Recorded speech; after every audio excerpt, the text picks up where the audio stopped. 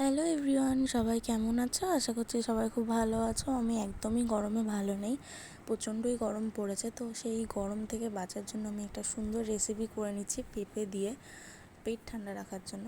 তো প্রথমেই পেঁপেটাকে ঝুড়ি ঝুড়ি করে গ্রেট করে নিয়েছিলাম, তারপরে পেঁপেটাকে দিয়ে দিলাম সিদ্ধ হওয়ার জন্য। তো পেঁপেটা যখন সিদ্ধ হয়ে যাবে, ভালো মতন গলে যাবে, তো তখন পেঁপেটার মধ্যে দিয়ে দিতে হবে চিনি। তো চিনিটা দেওয়ার পর আবার ঢাকা দিয়ে আবার একটুখানি সিদ্ধ মতন করে নিতে হবে। করার পর এর মধ্যে আমি একটুখানি দিয়ে দিলাম লবণ, আর দিয়ে দিয়েছিলাম একটু কিশমিশ, আর একটু টক হওয়ার জন্য আমি একটুখানি তেঁতুল দিয়ে দিচ্ছি।